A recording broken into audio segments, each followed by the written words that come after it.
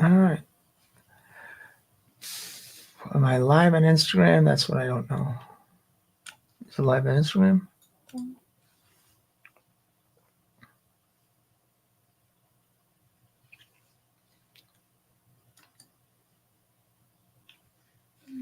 No? Yeah, I don't know why.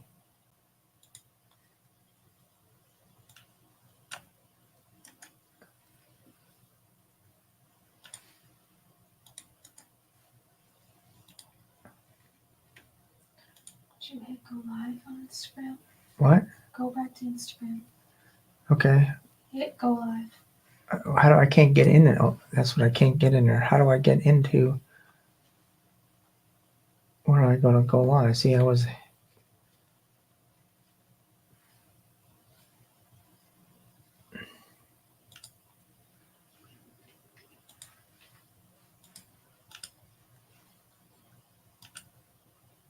I'm good. I'm good live on Instagram.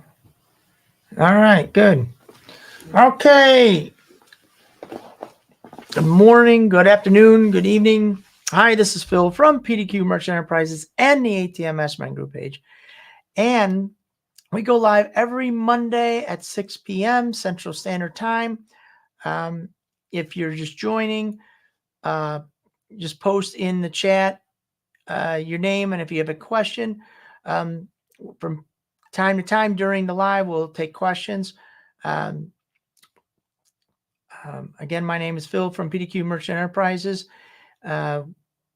and today's topic is connect with banks and other ATM owners for advice and opportunities. We got another one, learn from others and share your experience and deal with property owners and contracts. So we'll be talking about all three of these different topics. We sell ATMs, I've been in the business for 24 years. We sell ATMs, we process transactions, we offer free processing. If you have repairs that need, we sell keypads, repair dispensers, one-stop shop. Think of it as a car dealership for ATMs.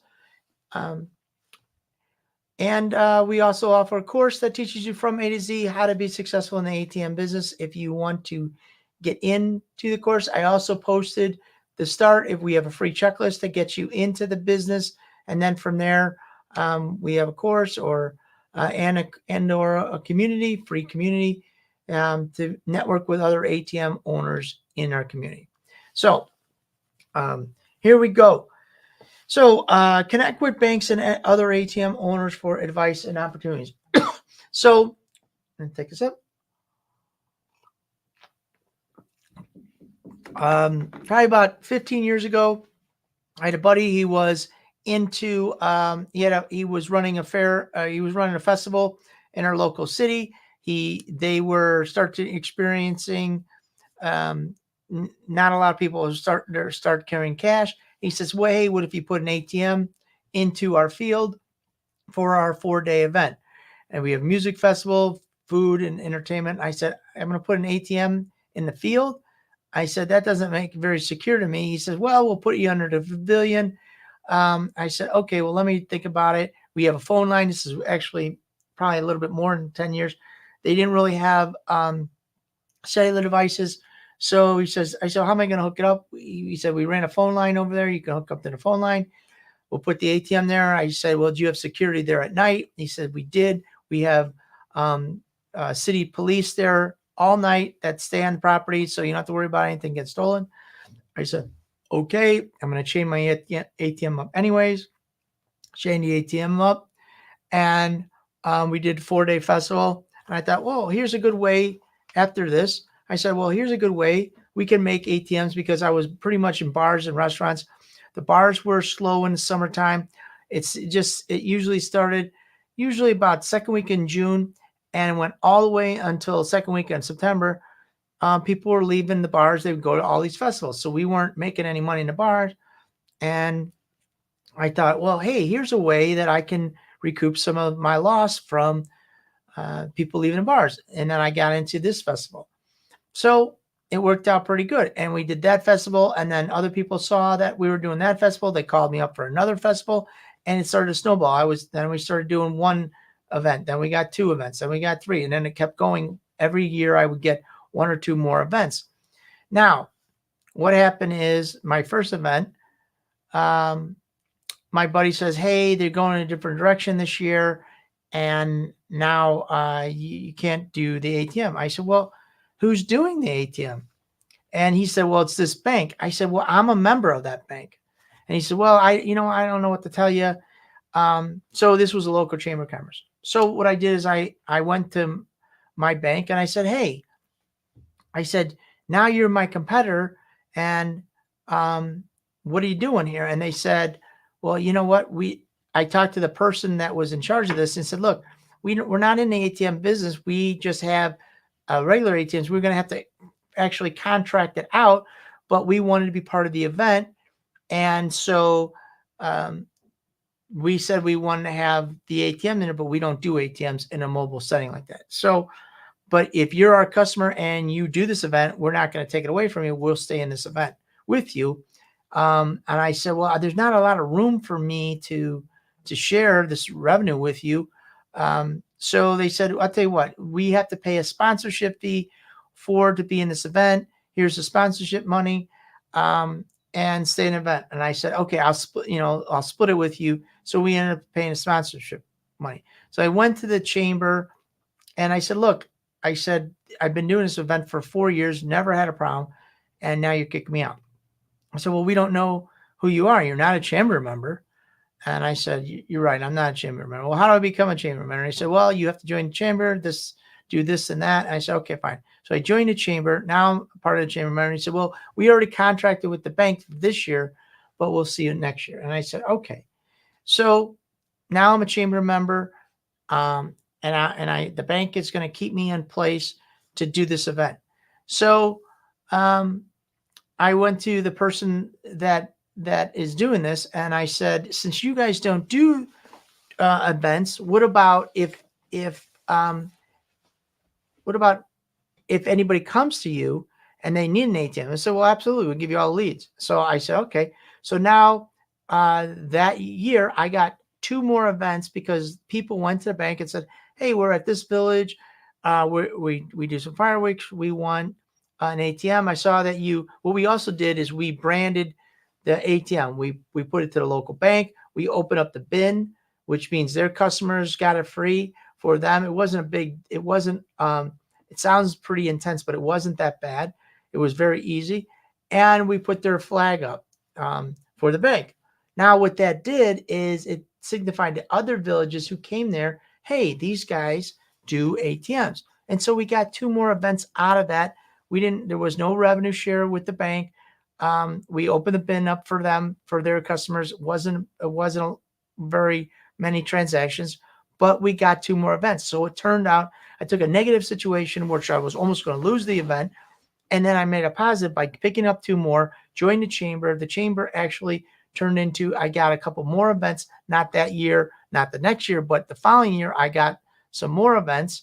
So it worked out real good. And then I got to use, what I also did is I used them with chamber that I'm working with this, I branded it. So I put it that I had a pamphlet and a flyer that said, hey, I work with this bank for our ATMs, which we do. I work with this chamber of commerce, which we do. I started putting on different cities. So one of the things you want to do is as you start working with this city or that city for mobile events, you want to get their logo. Hey, I work with the city. Let's just make some cities. I'm working with the city of Minneapolis. I'm working with the Chamber of Commerce in Minneapolis. I'm working with the city of Chicago. I'm working with the Chamber of Commerce for Chicago.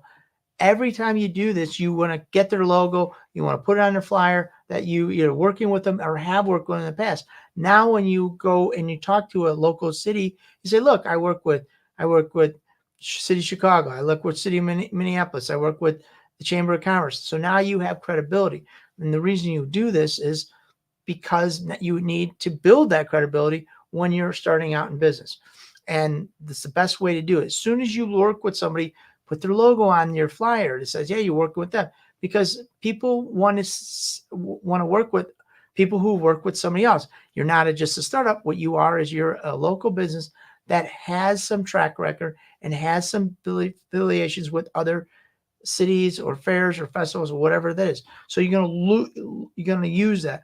And I also went to other banks. I went to well, now I'm in the chamber, right?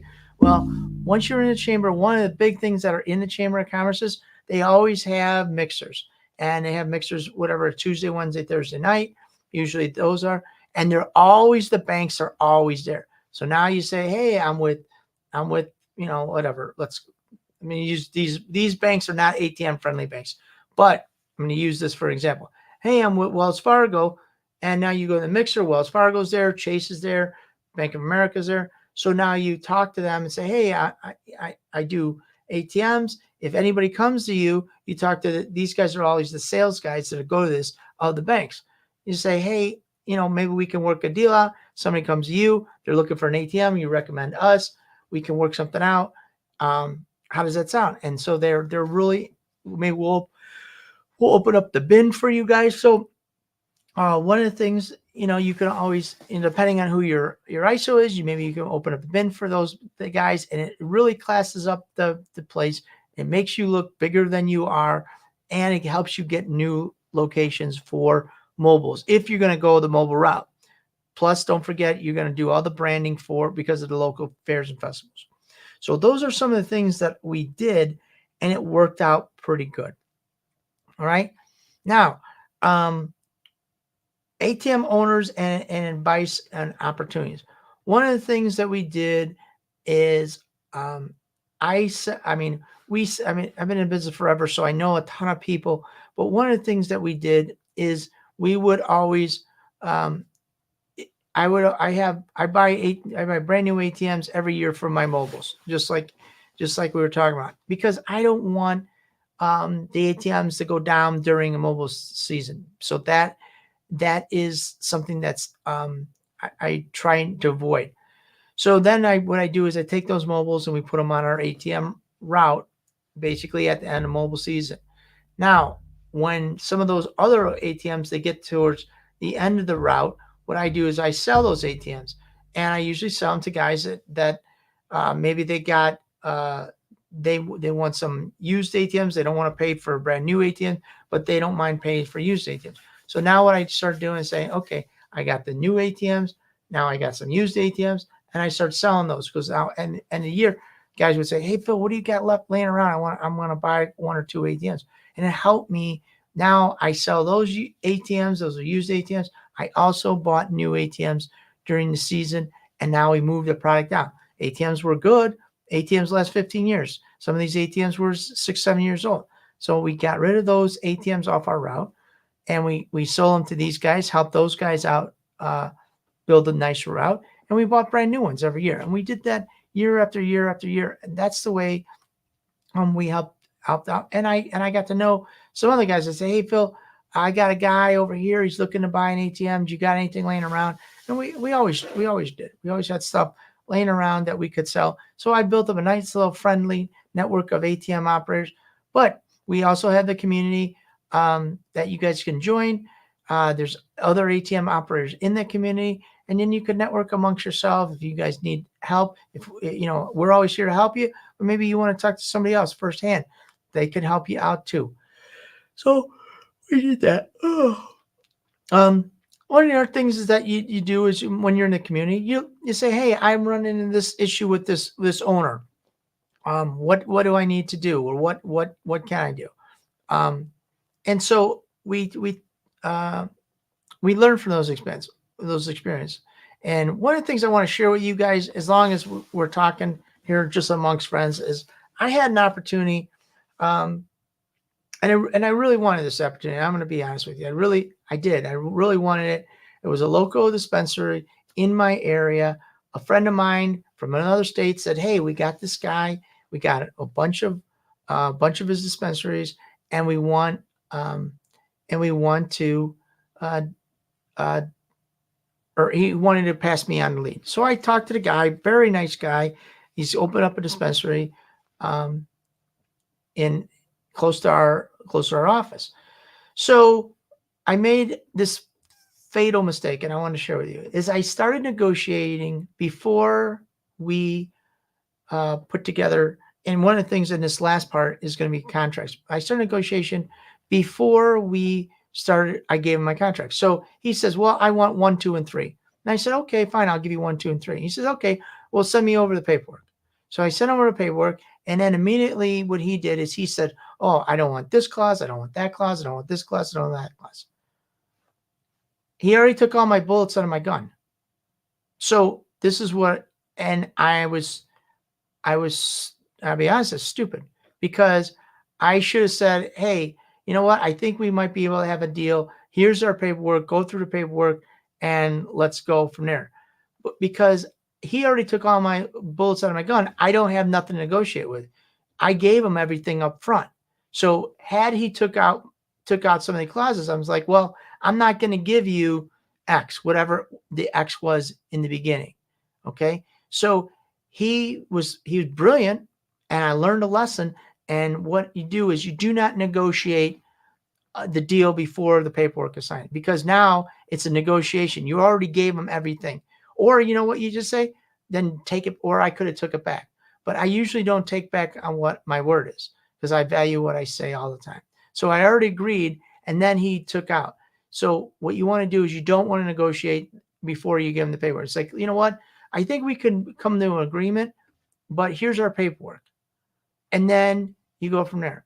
Then you send the paperwork, and then they're going to say, well, these are the opportunities that we want before you get the deal, whatever those opportunities are.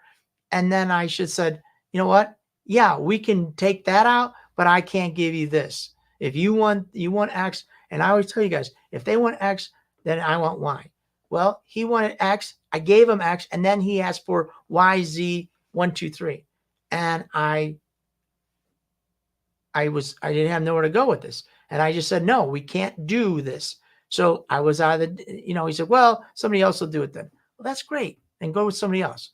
But I wanted the deal. So sometimes I understand when you guys are trying to negotiate a deal because you want it real bad and they push you to the limit. And here's the deal. At the end of the day, two things I realized is I didn't like who I was going to be, what I was going to do. I was going to make a bad deal for our company, and it was going to hurt our company, because there was the things that I have in an agreement protect our company. He wanted all the things that would protect our company out, and he wanted all the benefits of us being who we are. And so, you know what? I just said, I don't want to do that. And I learned a lesson on this deal. Something I remembered, but I forgot, because sometimes you do a bunch of deals. Hey, how you doing, sir? You learn going through the deals that, you know what, I get so complacent because all the deals pretty much go my way. This is what we're going to do, 1, 2, and 3. And if they don't want to do it, I don't care. But this one, I really want it. So I did some of the things that I guess you got to have your principles is what I'm going to say.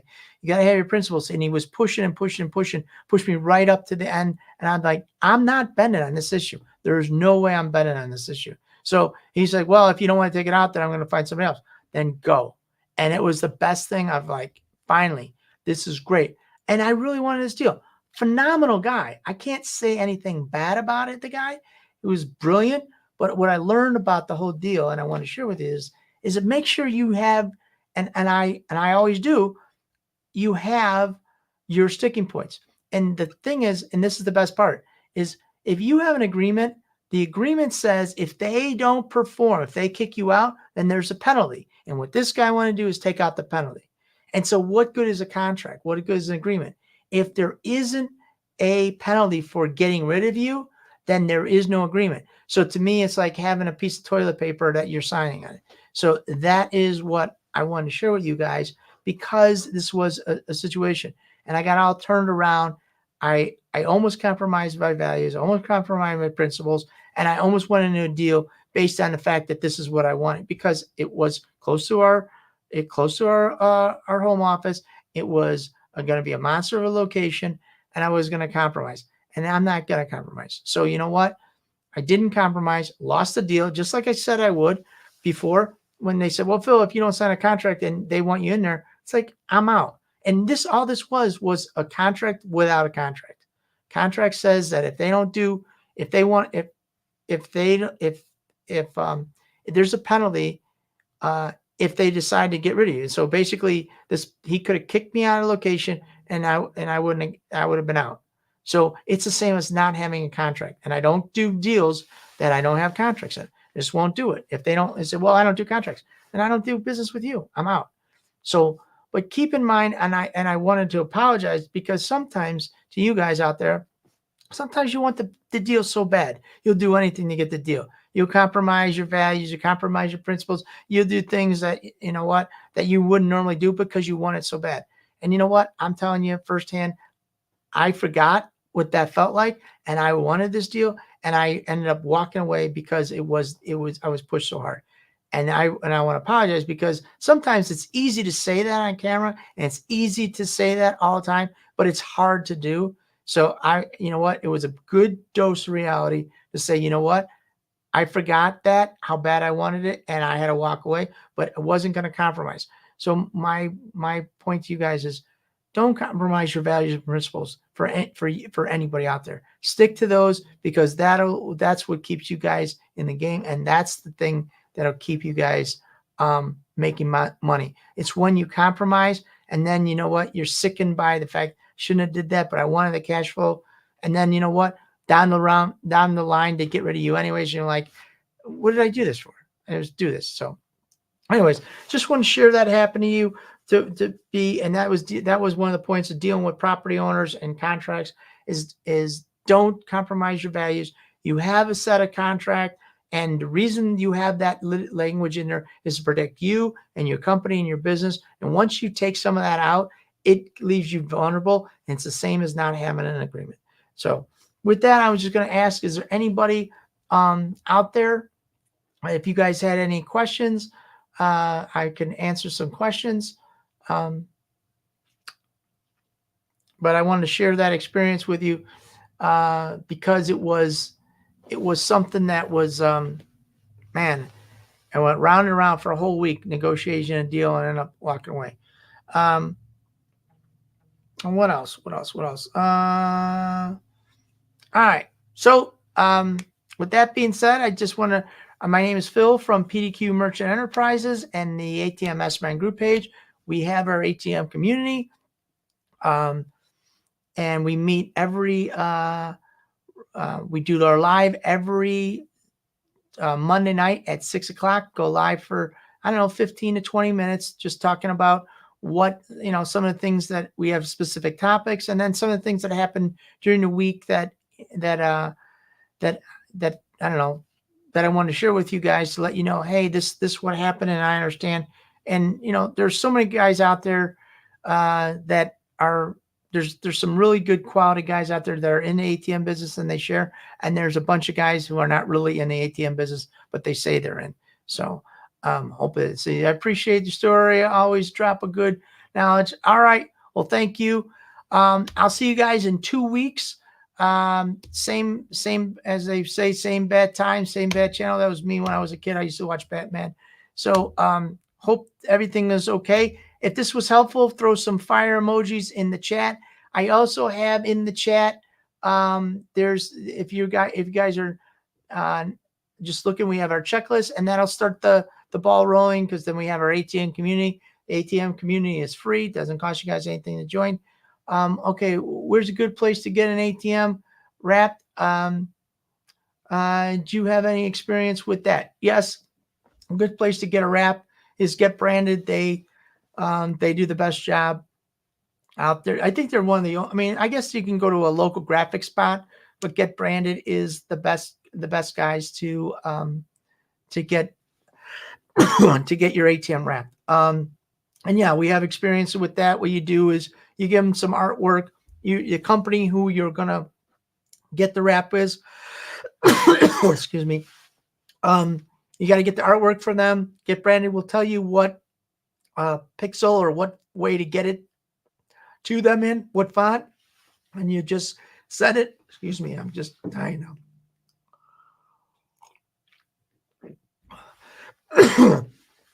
You just ask them for how they want it, and then and you send it to them, and then they'll come up with the artwork, have the owner approve the artwork, and then that's it. I don't know. Sorry, I hope you heard some of that, but I lost my voice.